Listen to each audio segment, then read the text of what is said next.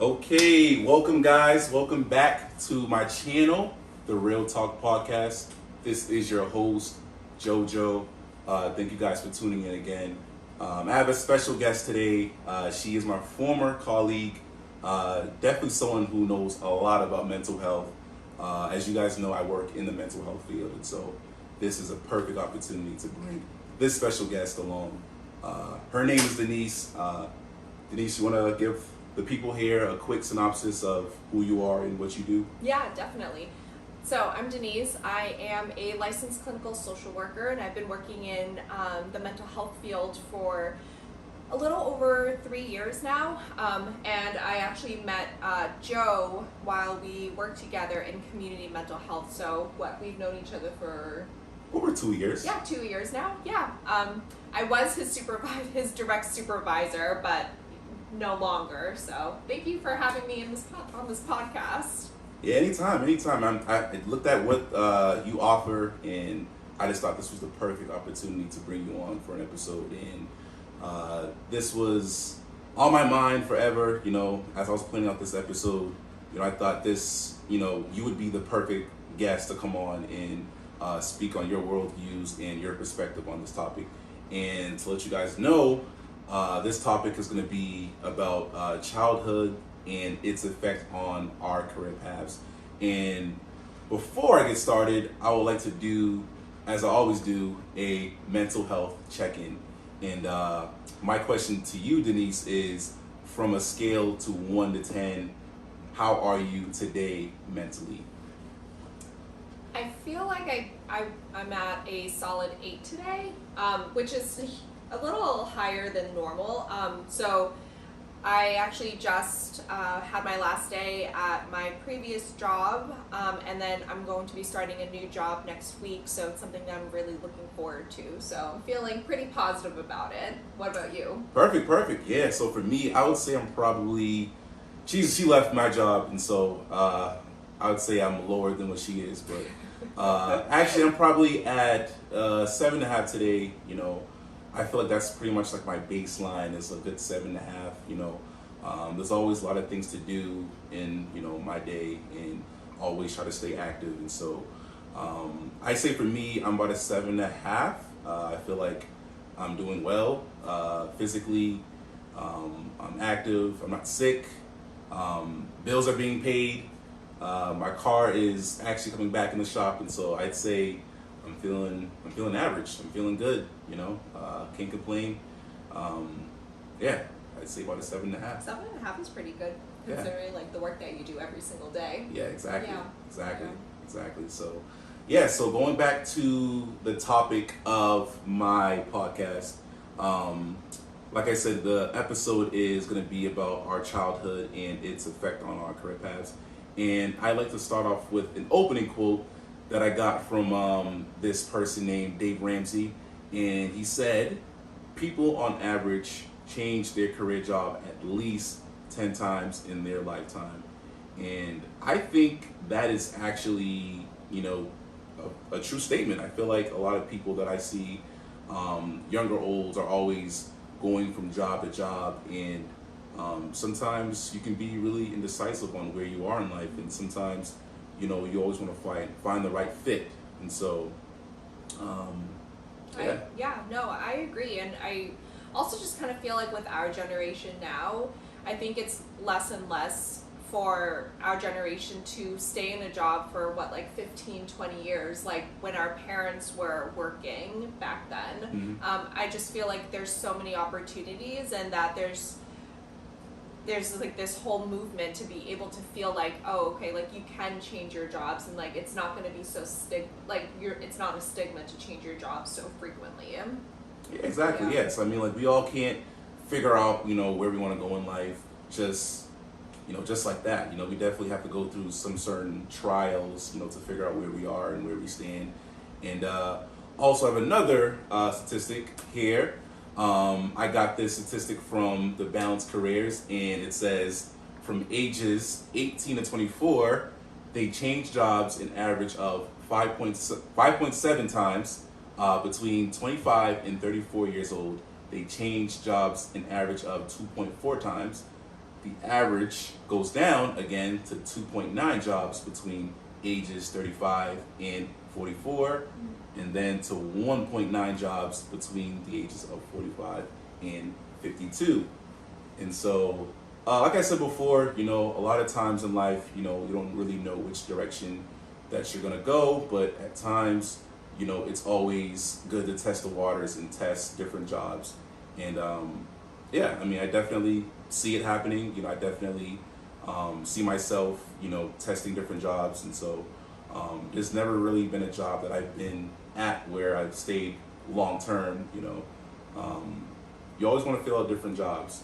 So Denise, Yeah. what do you feel about that? No, I was gonna say just like I think it's okay if you end up staying at a job for 1 month and then you realize that it's something that you hate and you're actually really miserable in it. And like it's fine. Like it's okay to change jobs, and like I feel like at least for myself, since I started working when I was after undergrad, I've like had so many different jobs, right? It's like it's the only way to kind of figure out what you really like, what you really want to do, what you're really passionate about. So I don't know. I don't see a point in staying in a job where you don't feel passionate about it. Yeah, exactly. I mean, you definitely want to have a job that you can wake up and you can feel like, yeah, I'm ready to go to work. You definitely don't want to find a job where you wake up in the morning and you're not feeling like going to work, and it's a pain, it's a struggle, it's almost like you're pulling teeth, just to get to work. And so you definitely want to find, a place where it's your niche and it's you're at your comfort zone, being able to go there. And so for you, Denise, like you said, you've went from job to jobs, after graduation. And so were you always set in stone on what you wanted to do in life, in career-wise? No, definitely not. Of course. Okay. Okay. I mean, so growing up, like I think my parents had always like expected me to go into some sort of like helping profession, but the helping profession was either being a doctor or being a lawyer, or some profession that was going to be making a lot of money and that was going to provide you job stability. For my entire life, I always thought that I was going to go to medical school, and then, I majored in biology and I was pre-med undergrad. After graduating from undergrad, I took a job in doing research, and I worked in research for about 6 years, and I was just like, I had no idea what I wanted to do. I was like, I don't love medicine that much, but I loved mental health, and that was something I knew I wanted to do, and I didn't see the point in going to medical school and doing 10 years of like schooling just to be a psychiatrist so I could prescribe meds. So I did some exploration. I talked to some coworkers, and someone had mentioned social work school. So that was the direction I ended up going, and I'm really happy with that career choice. So it was definitely not set in stone for me. How about you? For me, I'm still, only have my bachelor's in psychology, and as people know, I'm still working towards getting my master's after 4 years of being out of college. And so for me, I'm still trying to figure out my place in this world. I do love to work. I do love to work in the mental health field. I've been working in the mental health field for about 4 years, and so obviously that says a lot, that I, like, that field of choice. And so, I took a psychology course in high school, and I think I was always intrigued, about the topics of mental health, and always questioned, why people do certain things, and why are people going through the emotions. And so I was always so intrigued by that, and so that's why I kind of went that route, starting in college. And even in college, I was able to stick with that all 4 years. And so, and even, post graduation, I was able to find a job in mental health. But, I'm still young, I'm still in my mid-20s. So I'm still in the gist of life. I'm still testing the waters, seeing where in the mental health fields where I stand. And so it's still a work in progress. I feel like, I like what I do, but I definitely want to figure out, what the true passions are. Was that something you wanted to do even when you were younger? Uh, Mental no. So how young are you talking about? Huh? How young are we talking I don't about? know, like growing up as a kid, and then like I'm sure you probably had an idea of maybe like when you were in college of what you maybe wanted to study when you went to college, or I mean in high school, what you wanted to study when you went to college. When I was in college, Like I was how did you choose psychology? yeah. So in high school, I was very intrigued, with the class and just the studies with Sigmund Freud. I was always very intrigued by it. And I always knew that, there was also this flexibility with psychology, and you can do so much with that major. And so that's the reason why I chose it. But at the time, I was still kind of unclear, but the back of my mind was like, okay, if I was really passionate about it, I can go towards being a psychiatrist or psychologist. And so I always had that in the back of my mind, growing up, but it wasn't, set in stone though. But it was more like something I wanted to, at least try it out and, experience. Yeah. So, Okay. so I mean, we can also move on. I know with a lot of decisions we make in life, career-wise, there's always the need for, role models and support. Were there any people or any role models in your life that you were able to have in your life that helped you out? Yeah, so I think my mom. So my mom was a huge role model in my life growing up. She quit her job when she had my sister and I, so I'm a twin. So my mom ended up quitting her job, and she became like our full-time caretaker, and she had always really emphasized the importance of just like hard work and like education, and just like always like striving for the best and always like doing like more than what they were able to like provide for us. So I mean, like I think my mom had instilled a lot of like good values and a lot of good beliefs for me, and it like really shaped me to be like who I am today, and like where I am in my career.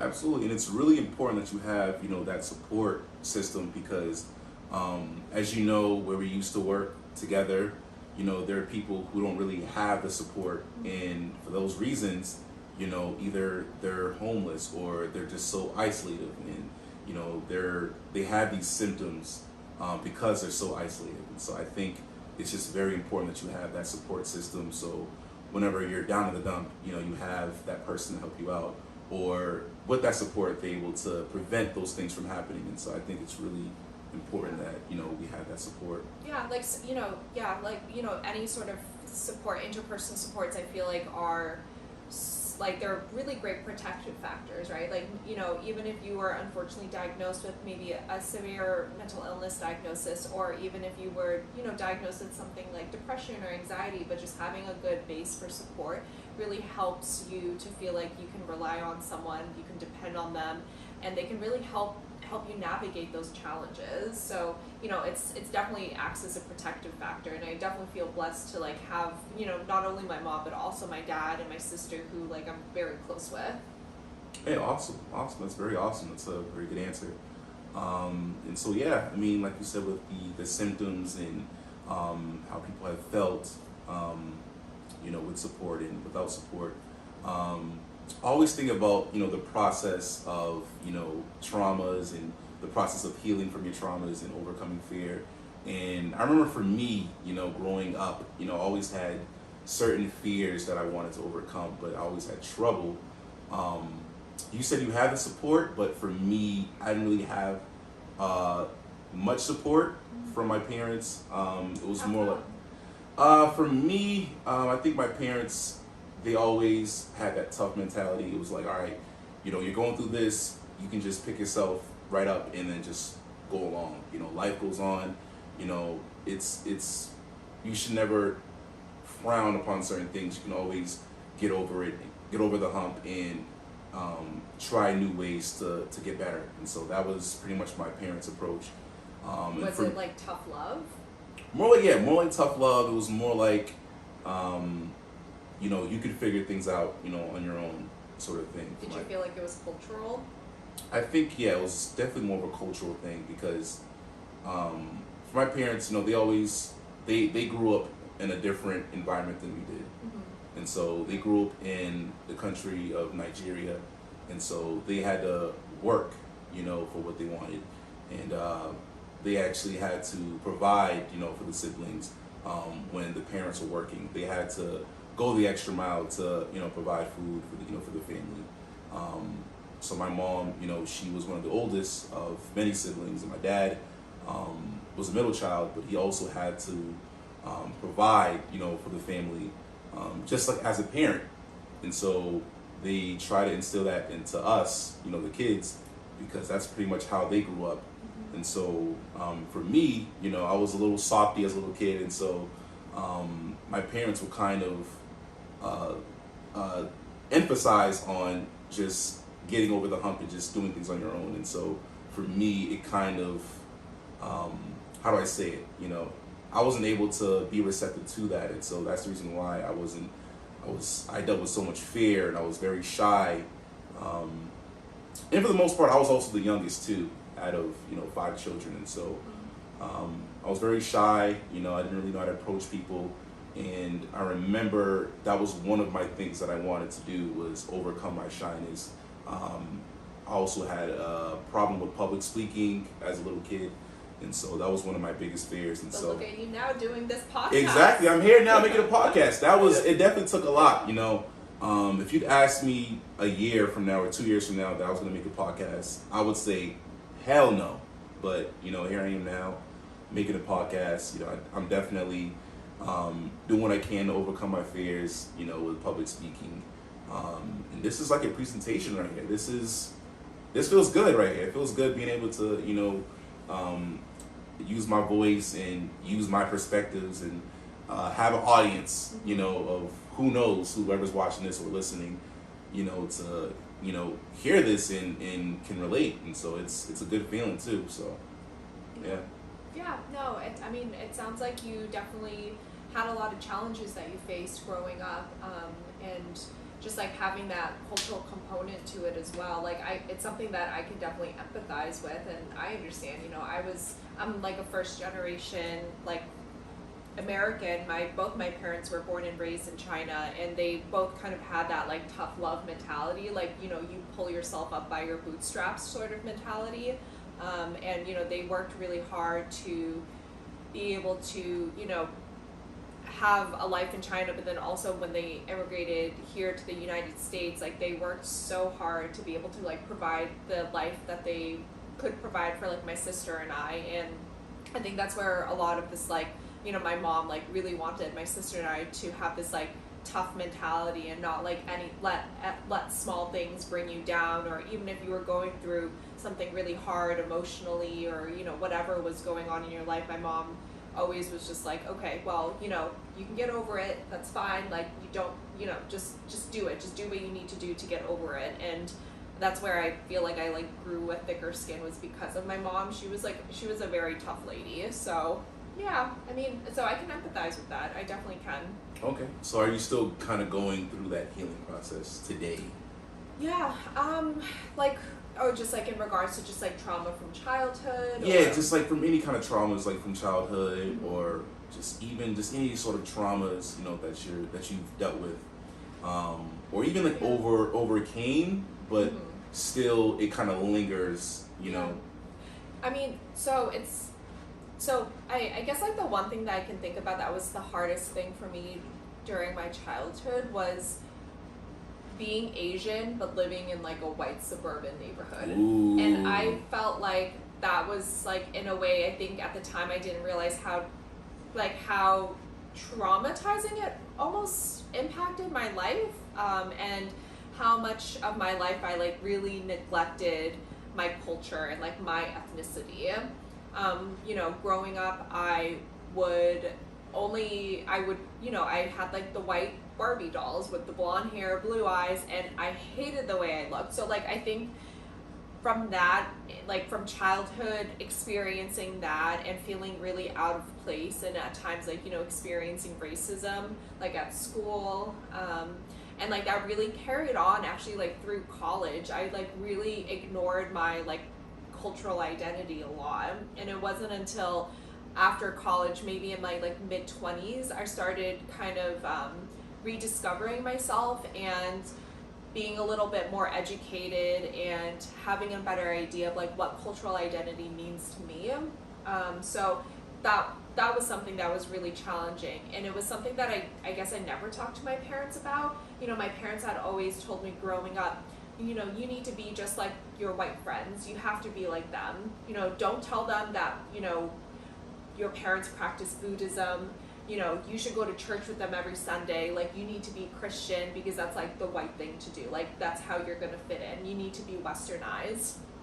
And like that was just like what they instilled in me, and I think like they did that so as like for me to be able to survive in society and not have a lot of like, you know, potential racism, criticism based on my appearance, or like, you know, let that hinder me from like being able to advance like career wise, or, you know, I guess just in life in general. Like they always like were scared of that, like, you know, us being Asian in a predominantly like white society would set me back. So that was, yeah. It must have been a lot of pressure. Yeah. To actually have to fill that role and have to be something that you're not. And it's, wow, that's crazy. That's so crazy to me.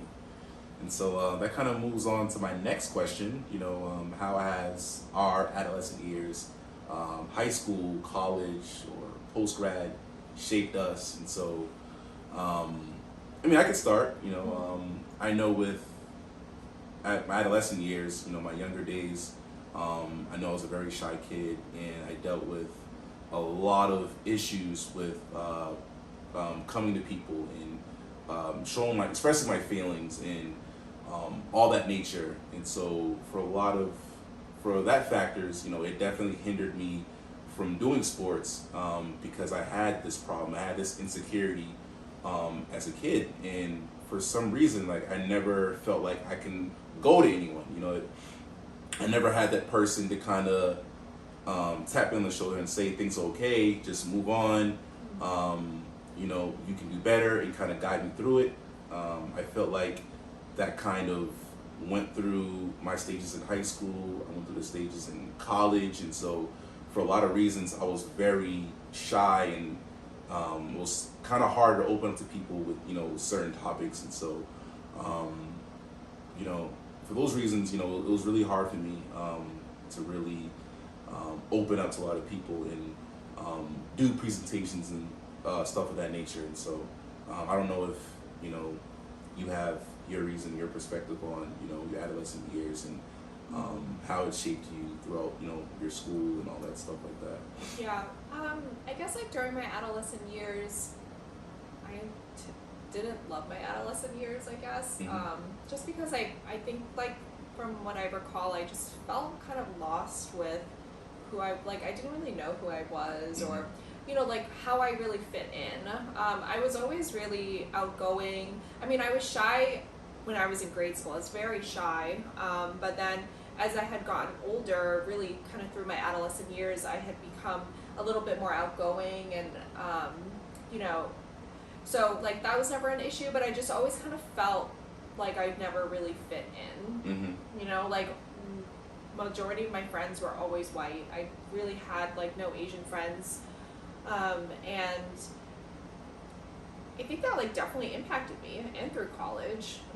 So it was challenging. And then, you know, I know like for you it was challenging in a way where it was hard for you to feel like you can open up, and then you know, your shyness was a big barrier for you at times. Yeah, definitely. Well, I had to also mention too that I was, you know, a MECO kid, and for those who don't know who MECO is, it is a program where they get people from the inner city to go to school out in the suburbs. And so I was living. So if you think about it, right? It's like I guess like at the time, like when they thought about it, it was like this way of integration, or like, you know, integrating like inner city children into like you know, a pretty predominantly homogenous suburban community. And then like for me, I guess like now as an adult, I always just think about like ooh, like, I think, like, the thought behind it was a great idea, but I didn't really know, like, you know, was it the most appropriate thing to, you know, take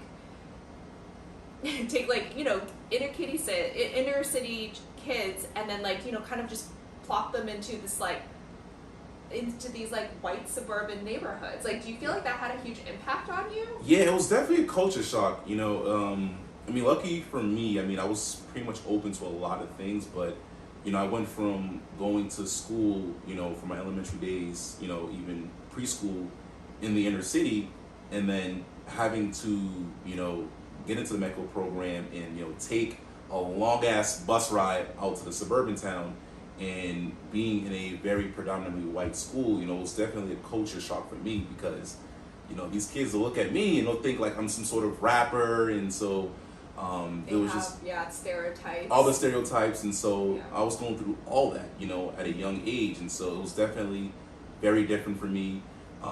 It was definitely hard to find where, you know, I belonged, which friend group, which, you know, all these things that really mattered to most kids, you know, in high school and, you know, middle school. Like, I was going through that, you know, it was like, where do I stand, you know?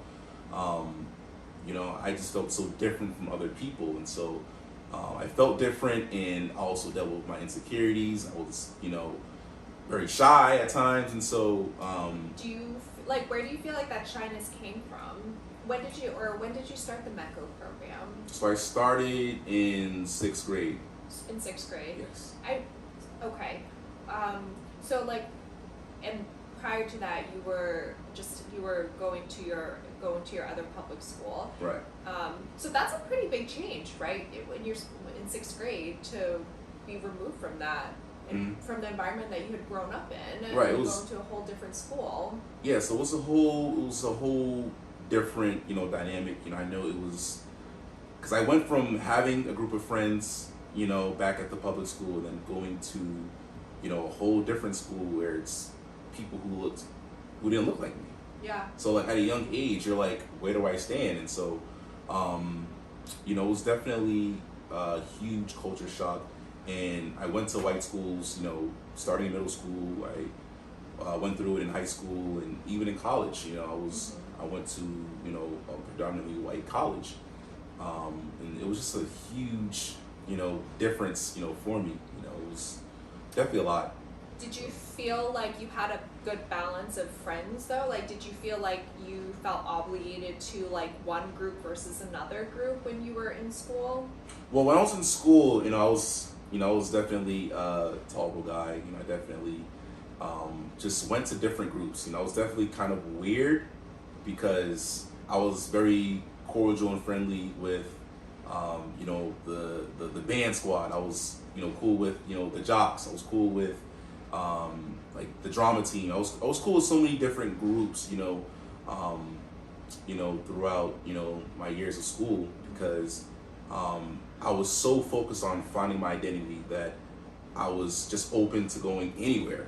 It's opposite for me. Yeah. Like I was very kind of like, my mind was so, I had like just, I was like, okay, I think like unconsciously I just made friends with just like white people because that's what I grew up with and that's like all I felt comfortable with.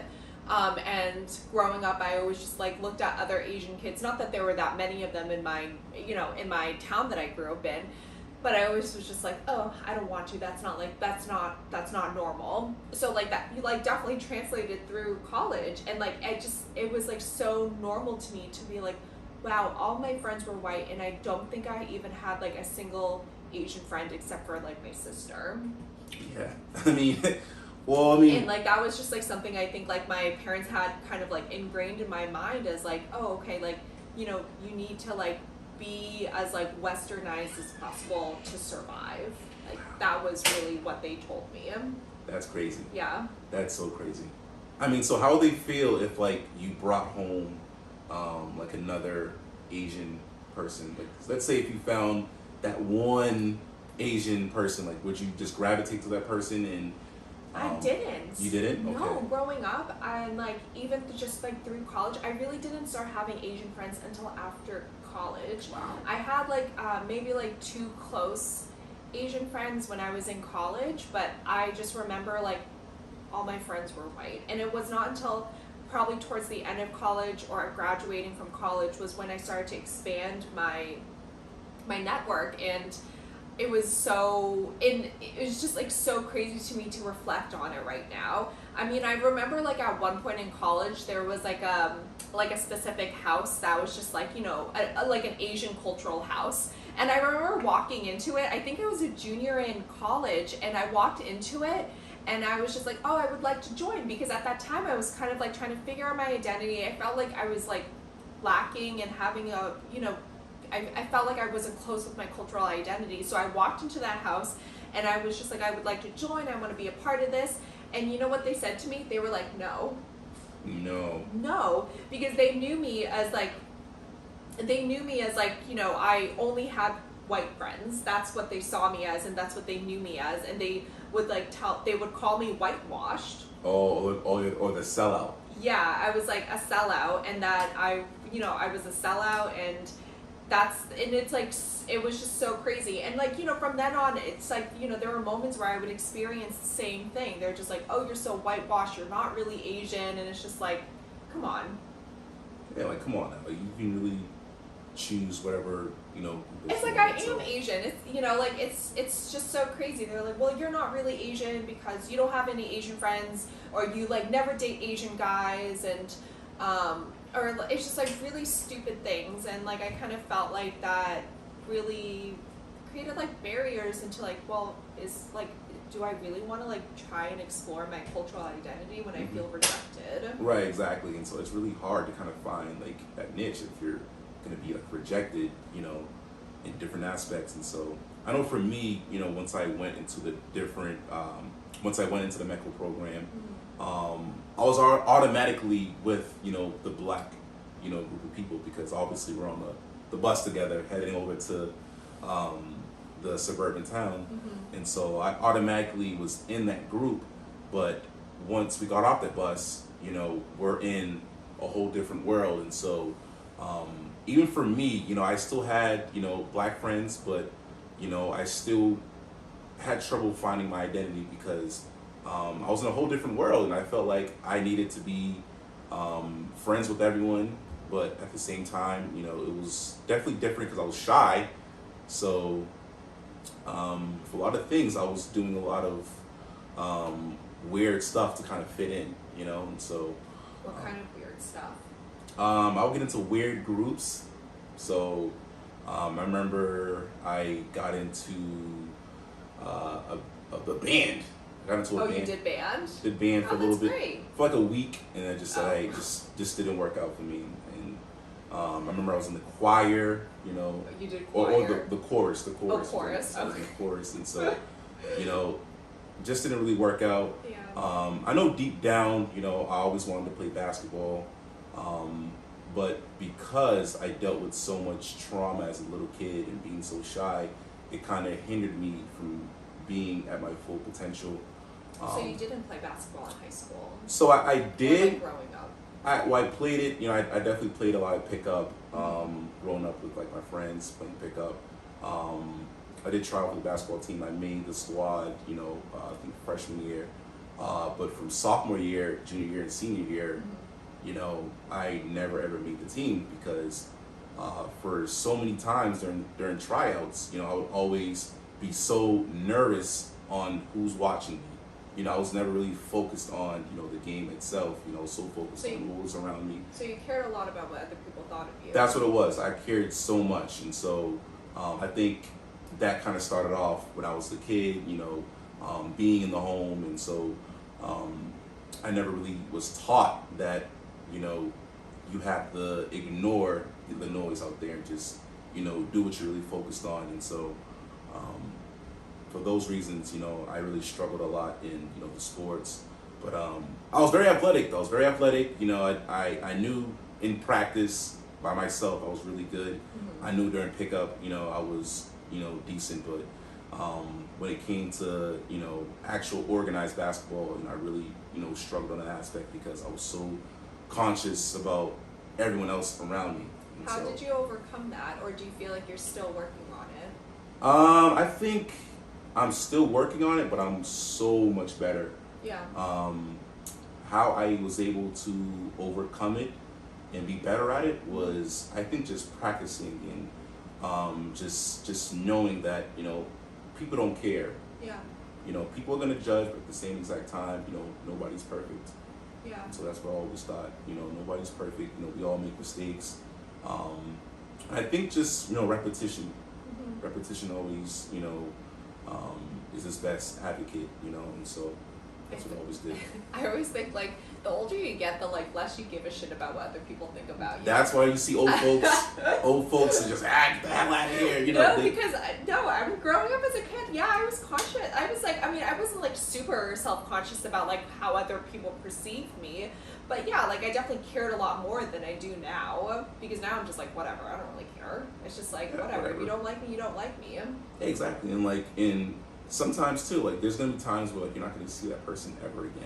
Like, Yeah, you're seeing them like, for why, the first time, so right. it's like, why do I care if this person's gonna think of me this way? It's like, and also learn that, like, sometimes you're just overthinking it. Sometimes people are not gonna perceive how you're gonna perceive it. You know what I mean? Have a little bit of anxiety? Me? I don't think so, but I mean, I do have. Maybe it's like situational anxiety. Like, I think so. Yeah, I think that's what it was, or what it could be now. I'm not too sure, but I always wanted things to be perfect. Yeah. Always had a game plan in my mind of how things were going to be orchestrated, and so just like how at the beginning of this podcast you were Yeah. overthinking about how you were gonna like to even start the podcast. Yeah. I mean, of course. I mean, I want to be perfect. I want the viewers to, you know, engage and, you know, like the podcast, and so I guess, Denise, I'm still going through it right now. So I guess whatever, it's out there. I got situation anxiety, whatever. So Yeah.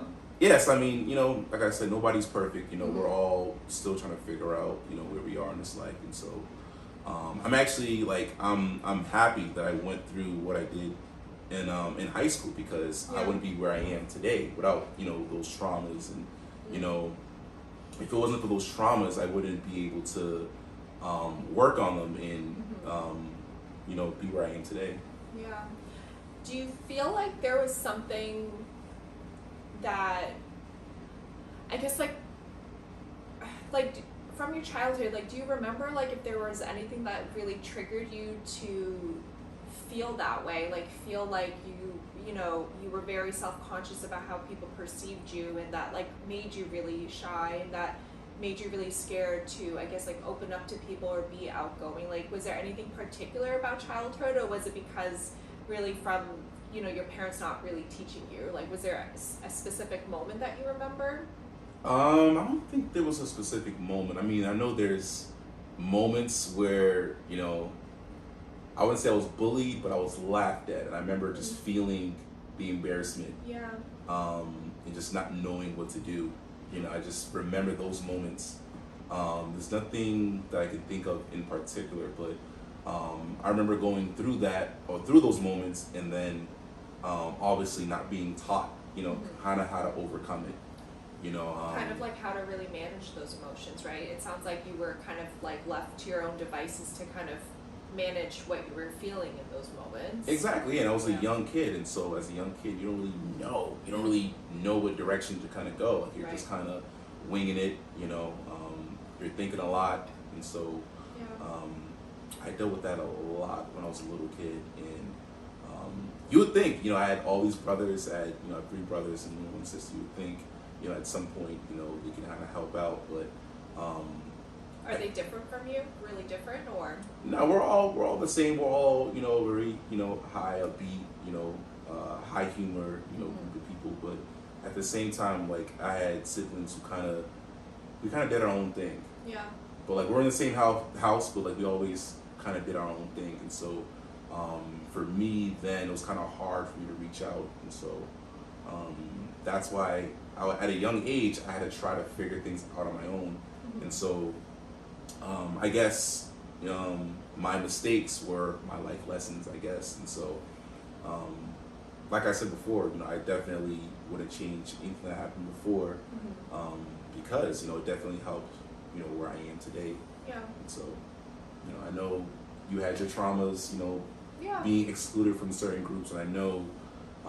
Yeah, feeling like I didn't belong for majority of my life. Yeah, I like definitely agree, and I think it definitely shaped me to be who I am today. And I'm actually like really happy that I went through that. You know, I mean, even though it took like a long time for me to even like realize or acknowledge, I guess acknowledge it. Acknowledge it. I like knew that something felt weird and that I didn't really feel like I could be myself or anything like that. I was like, embarrassed by my family, like things like that. And I like for the longest time, I never wanted to acknowledge it. But I'm glad that I went through what I did go through, and I'm like happy to be like where I am today. Awesome. Yeah. I'm glad you went through those trials and tribulations to be where you are today. And so, we all have a story to tell, but there's always where you started and how things end. And so I think that's really awesome, Denise. I really think that's really good. So yeah, let's see. My next question here is, do you feel as if having a family will help support your dream, or will it shift it? Oh, I think it could go either way, to be honest, because like I think like there are families that may project their own dreams of like what they see you doing, and it might not necessarily align with like what you actually want to do. And I know for myself, like my parents really wanted, they were just like the typical like Asian tiger parents, and they were just like, you need to excel in everything, you need to play all the instruments, like you need to be a doctor, like that's the end all be all career. Mm-hmm. And like that doesn't necessarily like mean it was what I wanted to do and like what was going to really make me happy. So I like know my parents meant well, but I felt like I didn't have enough room really to figure out like what I wanted to do as well. Mm-hmm. So I know that I think like your parents can be it could be positive and negative at the same time. I think that's how I feel. Yeah, we're on the money. So I mean, even for me too. I mean, like you said, you had Asian tiger. Yeah, tiger. I don't know what the hell. Tiger parents. Okay, so an Asian for people who don't know what a tiger mom or like the typical phrase, I guess like phrase is like tiger mom, and like a typical tiger mom. I know it's like super stereotypical. Like don't repeat it, but so it's basically like a tiger mom is like a parent who pushes their kids to excel in everything. Like they need to be A+ or not, or like or that's not good enough. If it's not A+, it's not good enough. Like you need to be doing the most, being the best out of all the other kids, and like they're the ones that you're kind of scared of. Like I was scared of my mom because I would be so scared to tell her, oh, I got a B+ instead of an A. Like I never thought a B+ was good enough. And like that's like I guess the gist of what a tiger mom or a tiger parent would be. So it's funny. I mean, like there's always that stereotypes that like the Asian kids were just like smart. So now you got me thinking that like damn, it isn't true. But I guess like if they are smart, I mean I guess it's pressured. I guess they're probably like you're forced to have to perform and just be like always on the top. And it's like I think a lot of it is just culturally related. Like in Asian culture there's this like idea where you're called like like saving face or like giving face, and it's like just like how you appear to other people. Like you never want to be like cause your family any sort of shame, and like that's so important. So like if your children were excelling in everything, then like yeah, all the more reason for like your parents to brag to other families about you. And it's like, oh, like if a family was not doing well, then like all the other families would like talk about them behind their backs, and it's like so shameful, it's so embarrassing. So it's like that's I think like a lot of where I felt like there was so much pressure growing up to always like have to be the best and like always have to excel in everything. And like it is positive. Like I was the first. My sister and I, we were the first people in our family ever to go to college and get a higher degree, and not to even mention like finishing college, but also going to get our masters, and like, you know, my sister got her doctorate's degree. So like, you know, like we are very, I think like education wise, like we're very well accomplished, but I don't think that necessarily defines like, you know, I think a successful person. Yeah, no, that's a lot of pressure, you know, to, you know, have to deal with that. I know my personal, you know, experience, you know, I definitely dealt with those cultural, you know, behaviors with my parents, you know, with my Nigerian background, you know, them coming from Nigeria and coming here and having to do things at an early age and having to work their tail off. You know, they definitely expected so much from me and my siblings, you know, to be at our best. And, you know, for those out there, you know, there's always, for Nigerian parents, you know, they only expect the children to be in only 3 professions, and that's a doctor or a lawyer or engineer. And so which is something I didn't know. Pretty much, I thought it was just only Asian parents that expected their kids to be in those professions. I mean, they want that because they feel like that's like that's the top job that's going to get you the most money. So that's why, you know, they had so much pressure on going back to school and being at your best. And it was a lot of pressure because I wasn't very book smart, you know. And so whenever I would come home and give my parents, you know, a test saying I got a B, it's like, no, it's not good enough. To my standards, like that, a B is good because I wasn't very book smart. But to my parents, they were just like, no, you need to get like an A, you know, you got to be like, you know, your cousin here, or be like this person. And so it was almost like, you know, they had this cult, you know, of all the parents, Nigerian parents, you know, talking together. And it was almost like they were just comparing their kids. And so were like all your siblings really good at school too? Well, my sister was probably the only one. All of us, the boys, were very distracted. We were more into the popularity contests. We were into, you know, being good at sports, and so we were very creative, you know, in that aspect. But as far as the education, we never really took that really too serious. And Did you feel like your parents like wanted you guys to excel like in education, or like were they disappointed that didn't happen?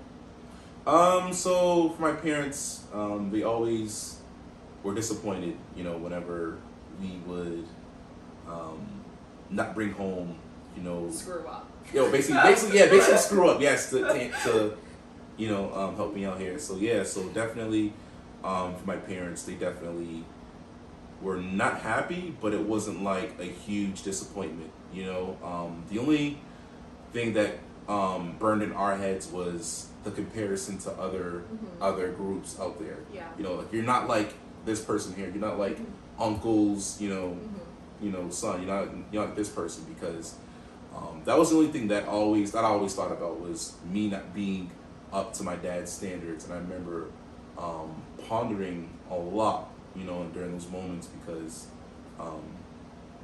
you know, I couldn't live up to those standards and expectations. Yeah, you feel like you disappointed them. Exactly. Yeah. So like they never said they're disappointed, but you know, the fact of them saying that made me feel disappointed. Yeah. I hear you.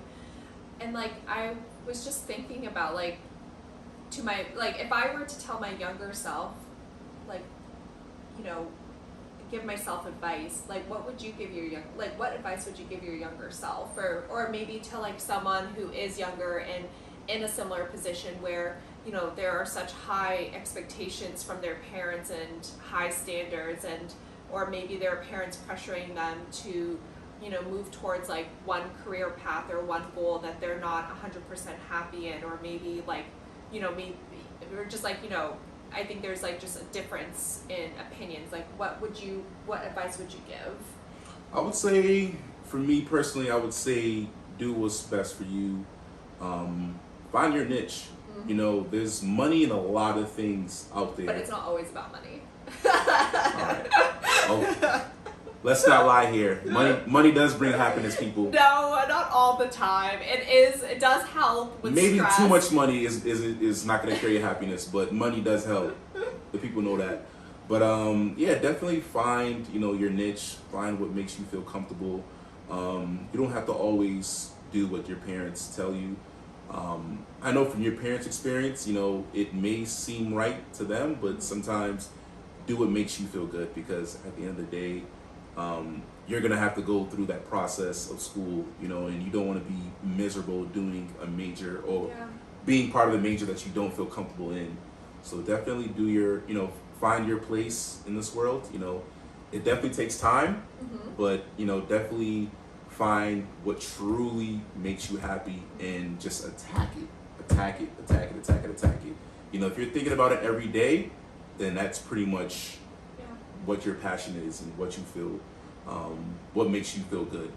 Yeah. So, Yeah. No, I agree, and I think, even though your parents might mean well and they want you to go towards this, this career path, or do something completely different that you may not agree with, I think it's important, like Joe said, to really kind of figure out who you are, like what you are super passionate about, and like don't give up on that, and just continue to like work towards that. And I think at the end of the day,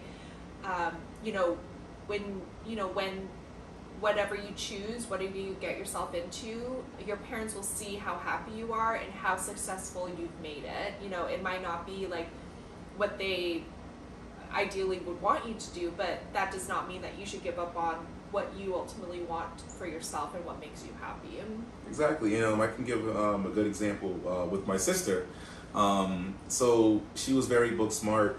She was in the fields of biology, graduated, and my parents, they, advocated for her to continue her studies. And my sister, she thought, I like biology, but I don't love it.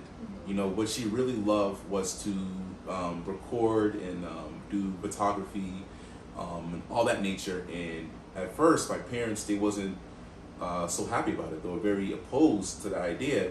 But then my sister, she didn't listen to that. She kept going. She kept doing her research. She ended up buying the equipment for all the things that she needed for her photography.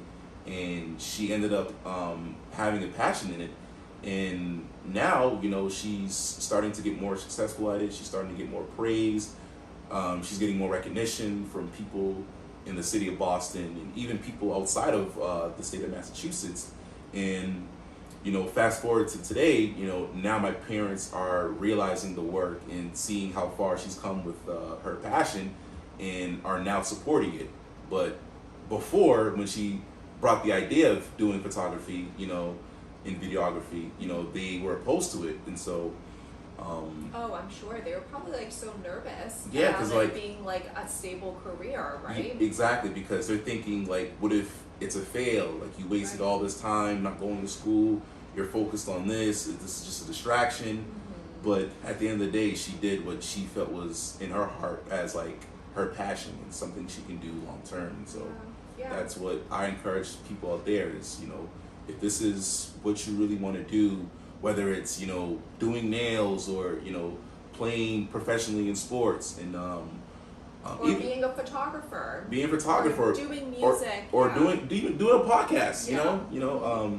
this wasn't, for me, this wasn't an idea early on, but this was something that like I realized that I can do. I can put my voice out there, and this was something that was fun to me. This is,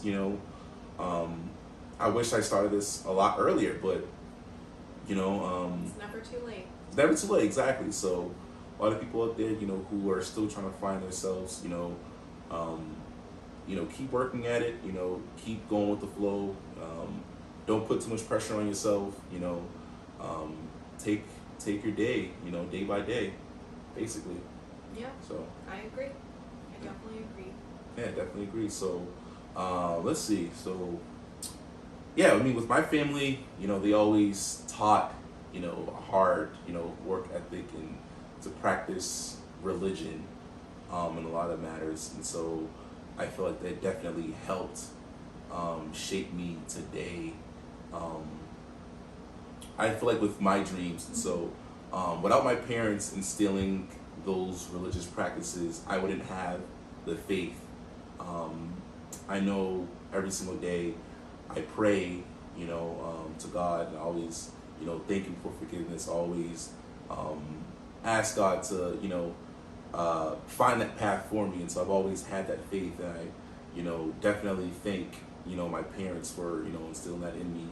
And literally, I don't know if you have a practice or if you No, have a I'm religion or actually anything. not religious. Okay, all right. I mean, like, yes, I do believe in God and that I'll pray, but I'm definitely, religion was never something that was super important to me in my life. But yeah, I was actually just like thinking, I'm like, I definitely do think like for you, religion was really important. And like for me, it was like, my parents were really important to me. And then I was just thinking like, well, but what about folks who don't have parents? Right? And then then I started thinking, I'm like, my friends were extremely important to me, right? My friends were really kind of like help to shape me, and like kind of like move in the direction, or they've been a huge support to me, because it wasn't like it wasn't like my parents, we always had a positive relationship. It was never like that. It was always up and down. My mom and I disagreed a lot on like what she thought was best for me. My dad and I are kind of close, not extremely close, but my parents have always been important to me. But then I started thinking about like, who are like our other supports that have really shaped my life? And I think like my friends have really, and then I think like teachers that I've had in my life, and like in jobs, my colleagues, my bosses. So I was just thinking about all that. Oh yeah, so yeah, for me too. I mean, so not only families, but a lot of the things that I know today, is definitely from experiences with work and classmates and teachers, and so life is his best teacher too. And so that's definitely a very good point.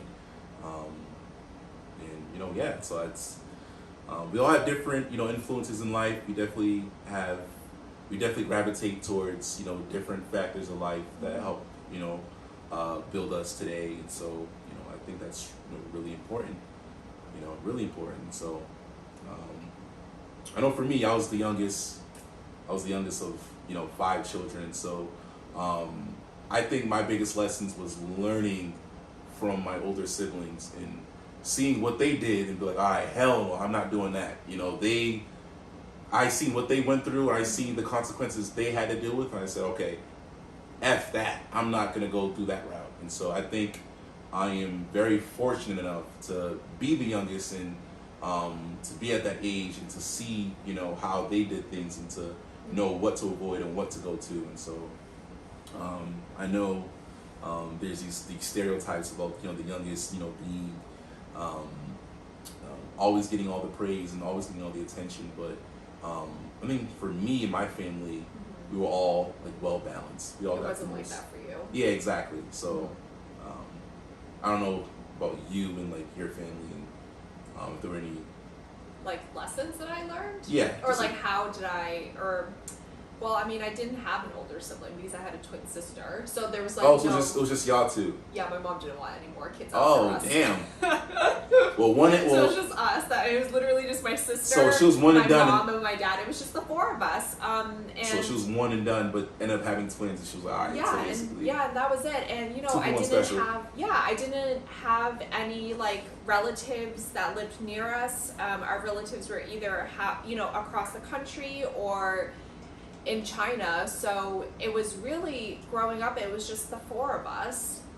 So like that's, I think like, even though my parents and I, we disagreed a lot and we would argue and fight, like because we just only had each other, we were so like, we had a tight knit like, relationship and community together.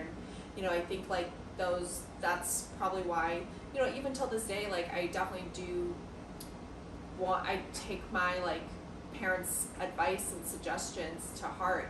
It's like if they didn't like something that, if they were like, oh, I don't like this person that you're with, then like to me it's so important to like for them to for me to like hear them and like take their advice. So Yeah. yeah. Well, for me it was kind of different because I mean, my brothers, they had all these girlfriends growing up, and I'm just watching them go through their experiences, getting their approvals or disapprovals, from my parents, and just being like, damn, maybe I shouldn't bring a girlfriend to my parents because how they perceived it, and or like you were scared that they were gonna disapprove. Yeah, disapprove, or then again, I would have to see the girlfriends that they had and try to get the opposite. You know what I mean? Really? So yeah, so that's how I kind of felt.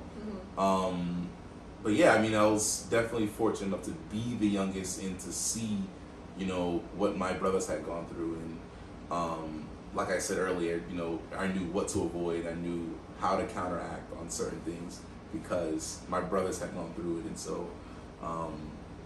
So I was very fortunate to be the youngest in that aspect. So Yeah, no, it sounds like it. I didn't really. You never saw it that way? I literally just. You never saw it that way, or? No. I mean, like, I think it's great that you had your older siblings to kind of like look at and see, like what paths they ended up choosing, and then it gave you a better understanding of where you saw yourself and what you didn't. Like, at least you had an idea of what you didn't like, what you didn't want to do. And I didn't have that, I kind of just really took my parents' word for it, and then also just,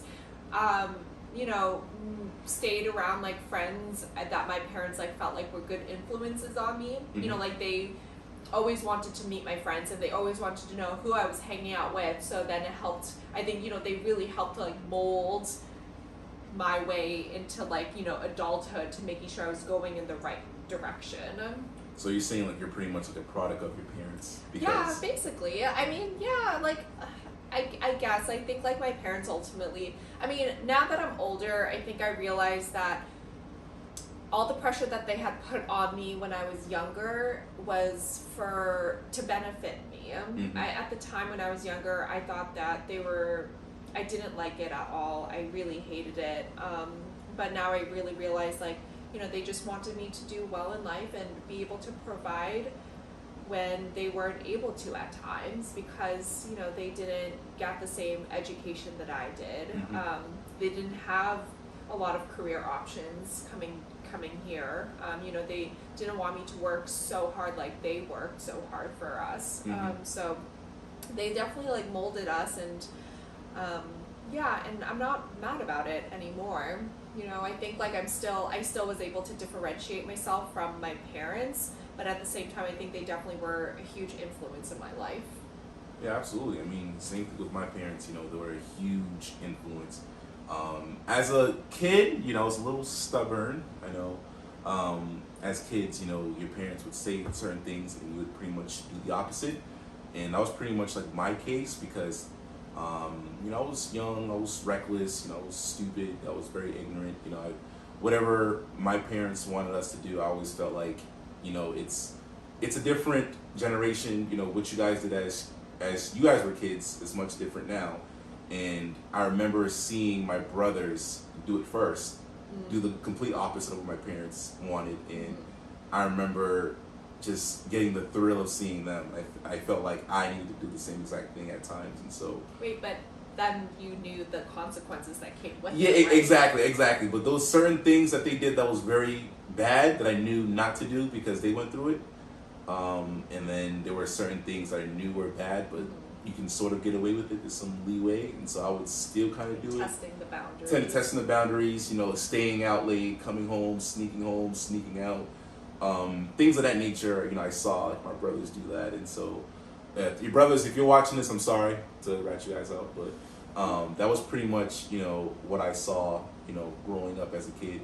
But now that I'm a grown man now, basically, I definitely can thank my parents, that they've the advice that they tried to give us, and now I'm starting to slowly understand why they had those lessons and why they wanted us to prevent us from doing certain things was because they wanted to do it for our own benefits. And so parents, mom and dad, I love you for what you've done when I was a kid. So that's so sweet. Yes. So Denise, if there's anything else you want to say? No, this was really great. I like really appreciated everything you shared with me, and being vulnerable on the podcast. So I like really enjoyed the conversation. It was really great. Yeah, perfect. Yeah, we didn't cry today, so I wanted Denise to cry today. No tears. No tears today. Cry. Maybe on the next episode we'll have her cry, but yeah. So I mean, thank you for coming in and helping me out with this podcast. It was really great to bring you on. You definitely brought in some great points, and your worldview is definitely going to be relatable to a lot of people in the audience who are listening and tuning in. Yeah, thank you. This is very special. This is only the 3rd episode, so yeah. Thank you for having me. I'll, if you ever do, in the future need another guest, I'd be more than happy to come back on. Yes, sir. The realest podcast out here, and we are about to tune out. Thank you guys for tuning in. Before I forget, please like and subscribe this video. This video is brought to you by the best host in the world. No, I'm kidding, probably the best host in Boston, but yeah, so please like, subscribe, show some love, share it, do whatever you can, show your mama, show your grandmama, show your kids, show your dogs, whatever. Definitely show some love. This is very special, guys. I really love you guys for doing this.